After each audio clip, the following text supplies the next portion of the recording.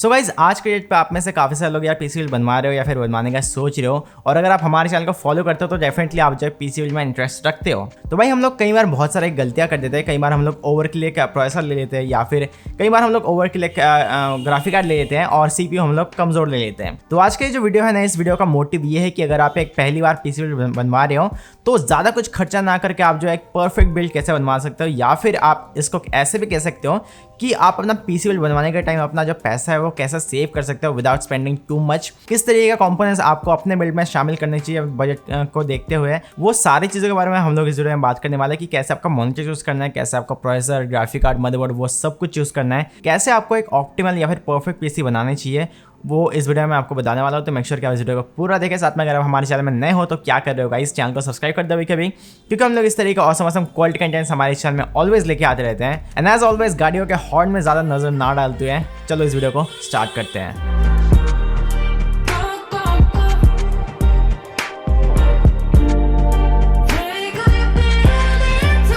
तो सबसे पहले दो चीज़ मैं आपको क्लियर कर देना चाहता हूँ। अगर आप एक ड्रीम पीसी बिल्ड बनवा रहे हो तो वो आपका पर्सनल प्रेफरेंस है कि आप उसमें कौन से आरजीबी लगाओगे, कौन से कंपोनेंट्स लगाओगे, आप एक ओवरकिल पावर सप्लाई लगाओगे या फिर आप एक ओवरकिल प्रोसेसर लगाओगे, वो टोटली आपके ऊपर डिपेंड है। अगर आप एक ड्रीम पीसी बिल्ड बनवा रहे हो तो, और अगर आप एक बजट पीसी बिल्ड बनवा रहे हो जहाँ पे आप एक बहुत ही टाइट बजट में हो और आपको एक परफेक्ट पीसी बिल्ड चाहिए, तो यहाँ पे आप जो ये वाला वीडियो को फॉलो कर सकते हो। तो सबसे पहले हम लोग बात करते हैं प्रोसेसर के बारे में। शुरुआत करते हैं प्रोसेसर से एक्चुअली। तो यहाँ पे मैं आपको बता देना चाहता हूँ, आज के डेट में ज्यादातर गेम्स जो है 6 कोर्स को यूटिलाइज कर रहे हैं। कोई भी गेम्स यहाँ पे 8 कोर को यूटिलाइज नहीं कर रहे हैं। तो यहाँ पे अगर आप डेफिनेटली एक गेमिंग पीसी बिल्ड बनवा रहे हो तो यहाँ पे आप जो है आपको जो है प्रोसेसर में 6 कोर से ज्यादा यहाँ पे चूज नहीं करना चाहिए। एक Ryzen 5 3600 या फिर एक i5 10400F या फिर एक Ryzen 5 5600X आपके लिए परफेक्ट हो सकता है, डिपेंडिंग ऑन योर बजट के साथ। आप जो कोई भी ग्राफिक कार्ड को यहाँ पे पेयर कर सकते हो। RTX 3070, RTX 3080 यहाँ पे आप पेयर कर सकते हो, उसमें कोई दिक्कत वाली बात नहीं है। आपको गेमिंग के लिए Ryzen 7 जैसे सीपीयूज का यहाँ पे अब तक यहाँ पे बिल्कुल जरूरत नहीं है। ऑफकोर्स यहाँ पे ये तीन जो सीपीयूज मैंने आपको बताया,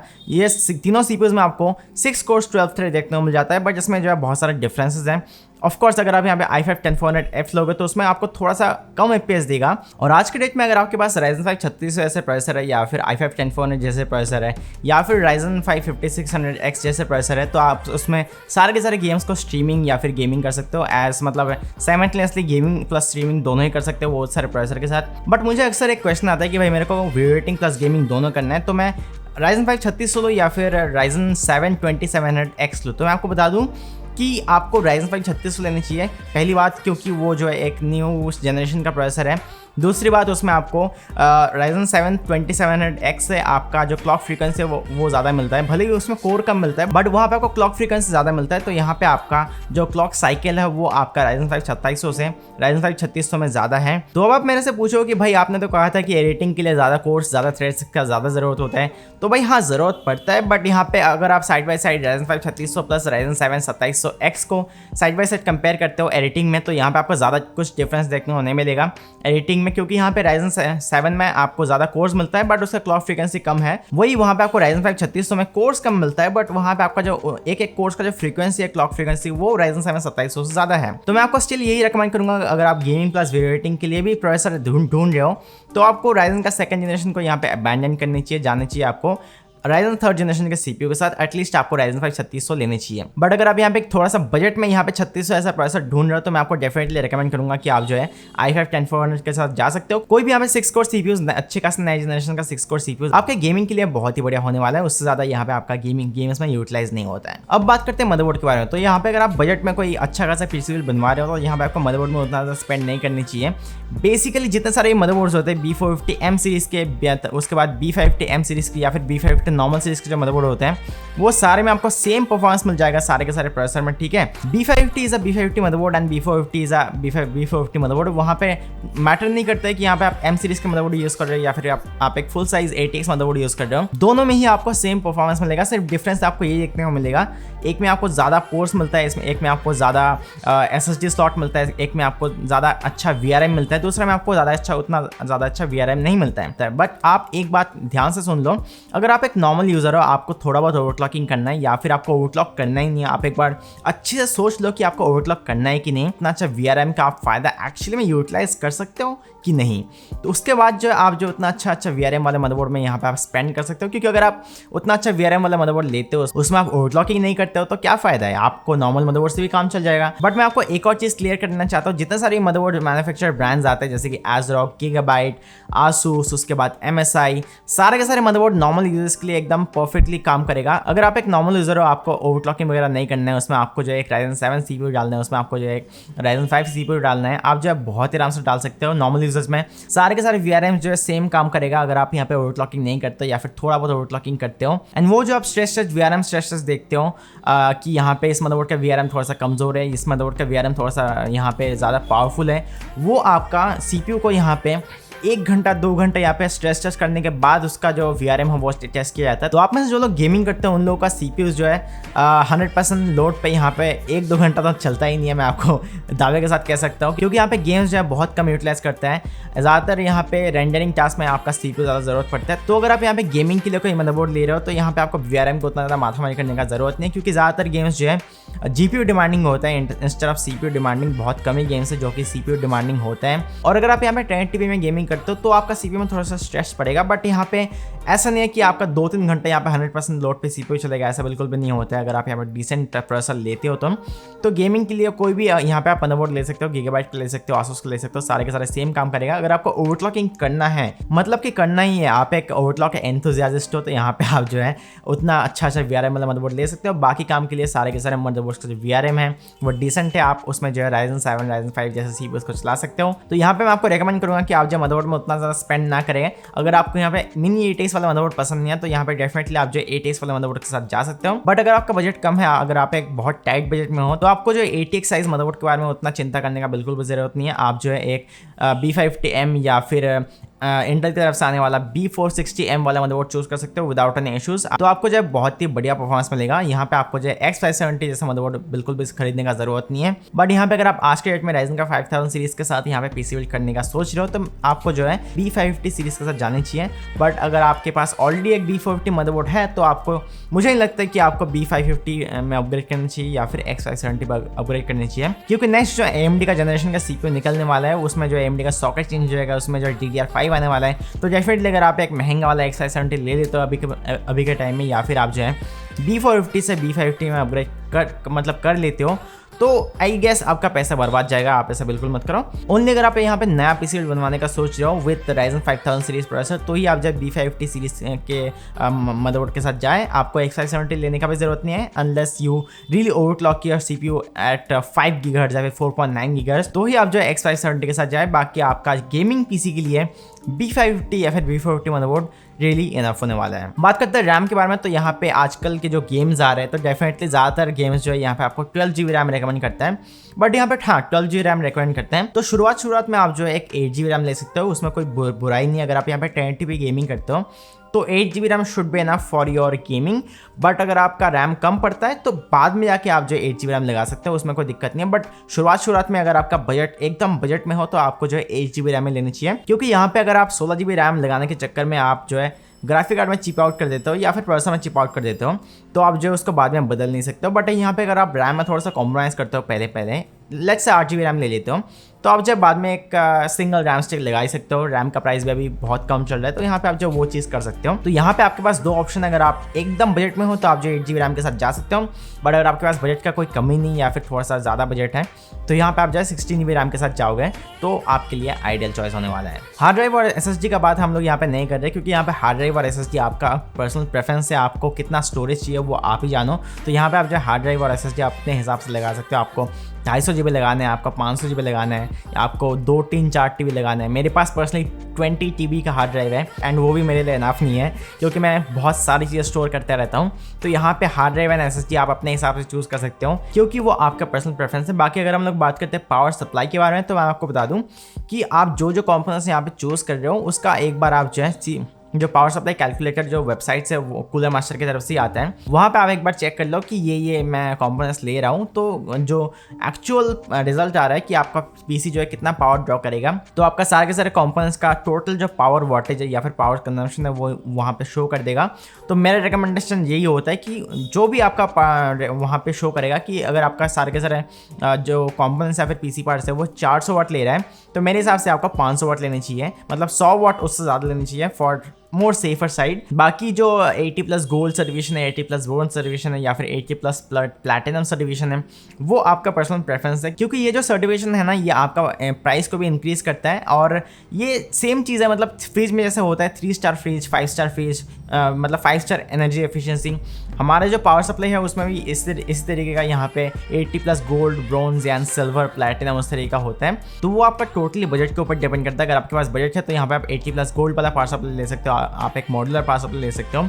बट नॉर्मली अगर आपको वॉटेज चाहिए, आप थोड़ा बहुत रिव्यूज वगैरह चेक कर लो कि कौन सा पावर सप्लाई अच्छा होता है, या फिर आपको फ्लैट टाइप केबल चाहिए या फिर आपको जो ऑर्डिनरी रेगुलर जो राउंड टाइप केबल है उस तरीके का चाहिए, तो उस हिसाब से आप अपना पावर सप्लाई चूज कर सकते हो। बाकी मेरा रिकमेंडेशन यही है कि आप अपना पावर सप्लाई में ज़्यादा कुछ स्पेंड ना करें। आपका जितना यहाँ पे वॉटेज निकल के आता है वो सारे वेबसाइट्स हैं, उससे 100 वाट ज़्यादा ले लें and that should be enough. अब बात करते हैं कैबिनेट के बारे में। तो यहाँ पे कैबिनेट 2 तरीके का होता है बेसिकली, मतलब टेक्निकली बोले तो 2 तरीके का होता है। एक तो यहाँ पे मैश टाइप कैबिनेट या फिर मतलब open shout cabinet kind of, और एक होता है क्लोज शाउट कैबिनेट जो कि मेरा NZXT H510 है, ठीक है। तो यहाँ पे ये आपका कंपोनेंट्स के ऊपर डिपेंड करता है कि यहाँ पे आप कितने हाई एंड कंपोनेंट्स लगा रहे हो एंड आपको कितना एयर फ्लो का ज़रूरत है। ऐसा बहुत सारे क्लोज शाउट कैबिनेट भी है जो कि आपको मतलब बहुत अच्छा खासा एयर फ्लो मेंटेन करके देते हैं, एंड ऐसा बहुत सारे क्लोज शाउट कैबिनेट है जो आपको अच्छा खासा एयर फ्लो मेंटेन करके नहीं देते हैं। बट अगर आप बहुत हाई एंड कंपोनेंट्स लगा रखा है, जैसे कि Ryzen 7 यहाँ पे 5010X, उसके साथ यहाँ पे RTX 3080, 3070 लगा रखा है, तो मेरे हिसाब से आपको जो यहाँ पे मैश टाइप कैबिनेट के साथ जाने चाहिए। एंड वो आपके ऊपर डिपेंड है कि आपको मैश टाइप कैबिनेट चाहिए या फिर क्लोज शाउट कैबिनेट चाहिए, क्योंकि यहाँ पे क्लोज शाउट कैबिनेट्स में क्या होता है, थोड़ा सा कम यहाँ पे एयर फ्लो देखने को मिलता है as compare to mesh type cabinet. ये भी यहाँ पे कैबिनेट टू कैबिनेट वेरी करते हैं, कुछ कैबिनेट्स जो है क्लोज शाउट में भी बहुत ही अच्छा एयर फ्लो मेंटेन करके देता है, जैसे कि मेरा NZXT H510, इसमें मैंने अपना RTX 2080 Ti लगा रखा है, इसमें मैंने अपना Ryzen 5 3600 लगा रखा है, फिर भी यहाँ पे मेरे को जो एयर फ्लो है वो डिसेंट मिल जाता है। ऑल्सो मैं आपको एक और बात बता दूँ कि अगर आप यहाँ पे मैश टाइप कैबिनेट के साथ जाते हो या फिर जाने का सोच रहे हो, यहाँ पे बहुत सारे यहाँ पे मतलब अच्छा चीज़ें सुना है मैश टाइप कैबिनेट के साथ कि मैश टाइप कैबिनेट लूँगा तो यहाँ पे एयर फ्लो जो है बहुत बढ़िया मिलेगा। बट मैश टाइप कैबिनेट एक कॉस्ट के साथ भी आता है कि वहाँ पे जो है डस्ट बहुत ज़्यादा यहाँ पे घुस जाता है आपका पीसी में, हर महीना में एक बार करके यहाँ पे क्लीन करना पड़ सकता है, क्योंकि वो जो है एक मैश टाइप कैबिनेट है और उसमें जो है ज़्यादा एयर फ्लो के साथ साथ ज़्यादा डस्ट भी यहाँ पे बहुत जल्दी एंटर हो जाता है, तो आपको हर महीने एक बार क्लीन करना पड़ता है, ठीक है। तो ये चीज़ भी आपको ध्यान में रखना है कि आपको अच्छा खासा एयर फ्लो तो मिलेगा ही, साथ में आपका पीसी है वो भी यहाँ पे जल्दी जल्दी गंदा हो जाएगा, चाहे आपने कितना भी यहाँ पे डस्ट फिल्टर लगा रखा है, फिर भी फैंस का जो प्रोपेलर्स है उसमें डस्ट आ ही जाता है, तो वो भी आपको क्लीन करना पड़ेगा। बाकी क्लोज शाउट कैबिनेट्स में यहाँ पे डस्ट थोड़ा सा कम आता है, मतलब कि बहुत ज़्यादा कम आता है। मैं बात करते हैं मेरा NZXT H510 की, तो मैंने अपना जो पीसी है उसको मैंने अभी 6-7 महीना में अभी तक यहाँ पे एक बार भी यहाँ पे क्लीन नहीं किया है खोल के, ठीक है। फिर भी यहाँ पे देख सकते हो मेरा जो कंडीशन है वो बहुत ही बढ़िया है, अभी तक यहाँ पे कोई भी डस्ट यहाँ पे विजिबल नहीं है, बहुत ही छोटा कम डस्ट यहाँ पे विजिबल है। तो ये चीज़ मुझे क्लोज शाउट कैबिनेट्स का यहाँ पे ज़्यादा पसंद आता है, बट वो भी आपके ऊपर डिपेंड है कि आपको क्लोज शाउट कैबिनेट चाहिए या फिर आपको मैश टाइप कैबिनेट चाहिए। अगर आप मैश टाइप के केसेस का फैन हो तो डेफिनेटली आप जो मैश टाइप केसेस ले सकते हो, बट अगर आपको थोड़ा सा और भी एस्थेटिक क्लीन यहाँ पे पीसी मेंटेन करना है या फिर सेटअप मेंटेन करना है, तो आप जो है क्लोज शाउट केसेस ले सकते हो। अब हम लोग फाइनल चीज़ की बात करते हैं जो कि मॉनिटर सिलेक्शन। अब इसमें बहुत सारे लोग गलती कर देते हैं, मैंने अपने दोस्तों को देखा है, उनके पास एक GT 710 है या फिर GTX 1050 Ti है और उसने मॉनिटर ले रखा है 32 इंच या फिर 27 इंच 1440 मॉनिटर ले रखा है, कोई यहाँ पे 1080p मॉनिटर ले रखा है, बट उनके पास यहाँ पे GT 710 जैसा कार्ड है, और यहीं पे सब लोग गलती कर देते हैं। मॉनिटर आता है 1080p 1440p 4K जैसा मॉनिटर आता है, तो यहाँ पे आपको वाइजली चूज़ करनी चाहिए। अगर आपका पीसी में जैसे RTX 2060 जैसे कार्ड लगा हुआ है या फिर RTX 2070 ऐसे कार्ड लगा हुआ है, तो डेफिनेटली आपको एक 1080p मॉनिटर चूज़ करनी चाहिए अगर आप गेमिंग वगैरह करते हो, क्योंकि RTX 2070 या फिर RTX 2060 ऐसे ग्राफिक कार्ड जो है 1440p में टिक नहीं पाएगा आज के डेट में, क्योंकि यहाँ पे उसमें आपको बहुत कम FPS मिलेगा एज कम्पेयर टू 1080p। मैं आपको कुछ इस तरीके से समझाता हूँ कि मान लो वॉच डॉग्स लीजेंड्स RTX 2060 पे 1080p पे आपको 60 FPS देता है। बट अगर आप वही गेम को 1440p मॉनिटर में खेलोगे RTX 2060 के साथ ही, तो आपका जो FPS है वो काफी ज्यादा ड्रॉप हो जाएगा। 60 FPS से आपका वो जो FPS है वो यहाँ पे 40 FPS पे चला आएगा। वैसे ही अगर आप यहाँ पे और रेजोल्यूशन इंक्रीज करोगे, लेट्स से 4K में आप RTX 2060 के साथ गेमिंग कर रहे हो, तो वही जो 40 FPS है वो यहाँ पे 20 FPS या फिर 18 FPS में चला जाएगा। तो यहाँ पे आपके पास अगर बहुत ही पावरफुल ग्राफिक कार्ड है तो यहाँ पे आप जब 1440p जैसे मॉनिटर ले सकते हो, 4K जैसे मॉनिटर ले सकते हो। हालांकि यहाँ पे 4K गेमिंग अभी तक यहाँ पे स्टैंडर्ड नहीं हुआ है, फिर भी यहाँ पे अगर आपके पास एक 3070 है या फिर 3080 है, उस हिसाब से अगर आपके पास एक 1050 Ti जैसे कि ग्राफिक कार्ड है और अगर आप ले लेते हो एक 1440p वाला मॉनिटर, तो आपको जो FPS बिल्कुल भी नहीं मिलेगा। आपका जो FPS है वो बहुत ज़्यादा कम मिलेगा आपको सारे के सारे गेम्स में। तो आपको ये बात बिल्कुल ध्यान में रखना पड़ेगा कि जितना आपका पीसी का बजट होगा, लेट्स से आपका पीसी का बजट 1 लाख है, तो यहाँ पे आप जब 1440p वाला मॉनिटर ले सकते हो। बट अगर आपका पीसी का बजट है लेट्स से यहाँ पे 40,000 या फिर 25,000, सॉरी 40,000 या फिर 50,000, तो यहाँ पे आपको जो है रियली एक 1080p मॉनिटर पे स्टिक करनी चाहिए अगर आपको डिसेंट FPS में सारे के सारे गेम्स को अल्ट्रा में खेलना है। तो बाकी अगर आप 1440p गेमिंग करना चाहते हो तो आपके पास एटलीस्ट एक 3070 से कार्ड होनी चाहिए, और अगर आपके पास एक 3060 Ti जैसे भी कार्ड है फिर भी यहाँ पे आप 1440p मॉनिटर ले सकते हो। बट सारे के सारे गेम्स में आपको अल्ट्रा प्रेसिज में आपको 3060 Ti 60 FPS मेंटेन करके नहीं दे सकता है। यहाँ पे एक और बात मैं आपको बता देता हूँ मॉनिटर परचेजिंग से रिलेटेड, कि अगर आप यहाँ पे ई स्पोर्ट्स टाइटल खेलते हो, लेट्स से यहाँ पे एपेक्स, CSGO, वैलोरेंट जैसे गेम खेलते हो, तो ही आप जब 144Hz मॉनिटर को कंसिडर करते हैं। अगर आप यहाँ पे असासिन्स क्रीड वैलहल्ला या फिर जो ऑफलाइन टाइटल्स है जैसे कि डूम या फिर साइबरपंक जैसे गेम्स को खेलते हो, तो यहाँ पे आपके पास 144Hz मॉनिटर रहने का बिल्कुल भी जरूरत नहीं। अगर आप बजट में हो तो यहाँ पे आप 75Hz मॉनिटर ले लो, आपके लिए बहुत ही बढ़िया रह जाएगा, क्योंकि आप ऑफलाइन हाई ग्राफिक वाले गेम्स खेलते हो और उसमें जो है 144Hz टच करना is impossible kind of thing. तो अगर आप ऑफलाइन गेम्स खेलते हो तो यहाँ पे आप जो है 75Hz मॉनिटर्स ले लो, और अगर आप यहाँ पे ऑनलाइन ट्रिपल टाइटल खेलते हो जहाँ पे आपको फास्ट मूवमेंट चाहिए, तो यहाँ पे आप जो है 144Hz यहाँ पे मॉनिटर ले सकते हो। सो बिल्कुल इसी तरीके से आप अपना बजट पीसी बनवा सकते हो, ठीक है। मतलब कुछ एक चीज़ में ज़्यादा कुछ स्पेंड मत करना, एक चीज़ ओवरकिल मत ले लेना, दूसरा कुछ यहाँ पे एकदम बहुत कम दाम वाला मत ले लेना। बाकी मोर इज़ ऑलवेज बेटर, आपको तो पता ही है। तो अगर आपके पास बजट का कोई कमी नहीं है तो ही आप जो है अपने मजे मुताबिक पार्ट्स चूज कर सकते हो। बट अगर आपके पास बजट का कमी है, आप जो एक परफेक्ट बिल्ड बनवाना चाहते हो बजट में रहते हुए, you want most out of your budget, तो यहाँ पे आप ये सारे स्टेप्स को फॉलो कर सकते हो जिससे आप जो एक परफेक्ट बिल्ड बनवा सकते हो। सो होपफुली आपको ये वीडियो पसंद आया होगा, एंड अगर आपको ये वीडियो पसंद है तो मेक श्योर कि वीडियो को लाइक कर दें, साथ में चैनल को भी सब्सक्राइब कर दें, क्योंकि हम लोग इस तरह का ऑसम क्वालिटी कंटेंट्स हमारे चैनल में ऑलवेज लेके आते रहते हैं। और मैं आपसे एक और ऐसे इंटरेस्टिंग वीडियो के साथ मिलूंगा, तब तक के लिए यार बाय बाय।